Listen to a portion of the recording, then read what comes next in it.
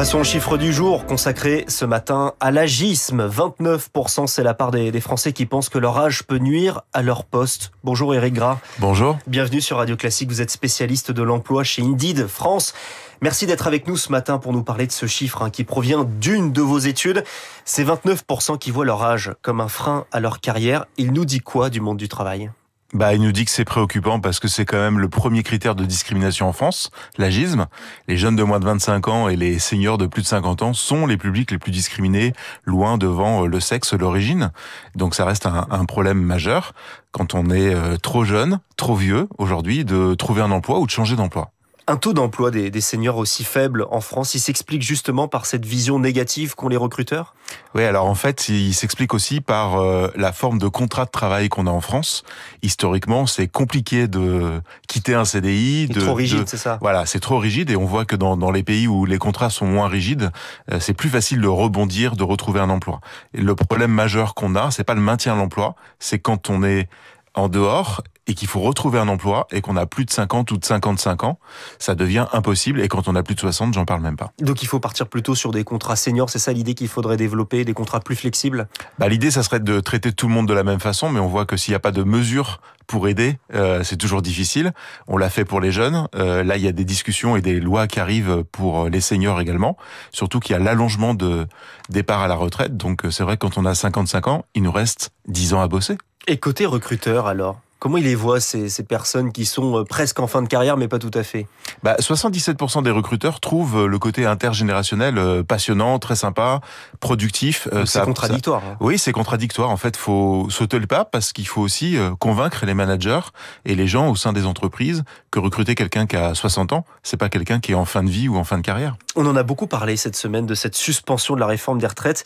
Est-ce qu'on va casser une dynamique, une légère dynamique qu'il y a sur le marché d'emploi des seniors depuis la réforme Borne ? Alors de toute façon, on n'a pas trop le choix puisque la courbe démographique s'est inversée. Depuis 2020, on a mécaniquement aujourd'hui plus de seniors que de jeunes actifs qui arrivent sur le marché du travail. Et ça, c'est nouveau depuis un demi-siècle. Donc de toute façon, la population active vieillit, elle va vieillir, ça va s'accentuer.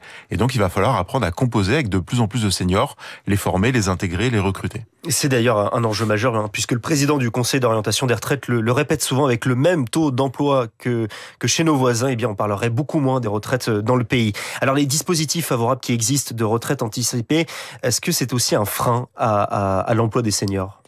Oui, dès qu'on met en place des mesures, on devient un quota, comme pour les travailleurs handicapés, etc. Et donc, l'objectif, c'est pas d'être un quota, c'est de montrer qu'il y a un véritable intérêt à recruter un senior, comme il y a un véritable intérêt à recruter quelqu'un de jeune. Donc, à chaque âge, entre guillemets, ses atouts, ses contraintes aussi. Mais c'est vrai que quand on recrute un jeune de 55 ans, on peut miser sur lui pendant une dizaine d'années. Quand on recrute un jeune de 25 ans aujourd'hui, il y a de fortes chances qu'il reste que 3 à 5 ans dans votre entreprise parce qu'il a besoin de découvrir autre chose. Donc le retour sur investissement est pas le même, les contraintes ne sont pas les mêmes. La formation continue, c'est donc aujourd'hui devenu l'enjeu pour les prochaines années si on se projette ? Exactement, il faut former tout le monde de la même façon et notamment à l'ère du numérique et de l'IA. On n'est pas plus bête quand on a 55 ans, on a déjà connu plusieurs révolutions numériques. Et quelles sont les pistes en général pour améliorer l'employabilité des plus jeunes, puisque vous avez aussi cité cet enjeu-là ? L'alternance, et là aussi il y a eu un coup de frein très fort. L'alternance est un super levier pour intégrer très vite des jeunes sur le marché de l'emploi avec le mix entre une formation et le côté pratique. On a souvent l'image des Français qui ne travaillent pas beaucoup, qui sont aux 35 heures. C'est donc faux ? Il faut le dire sur les chiffres, c'est donc faux. C'est plutôt qu'il n'y a pas assez de Français qui travaillent. C'est ça le problème. Exactement, parce que quand on regarde les chiffres sur la productivité en France, on n'est pas du tout loin derrière, on est même plutôt en avance.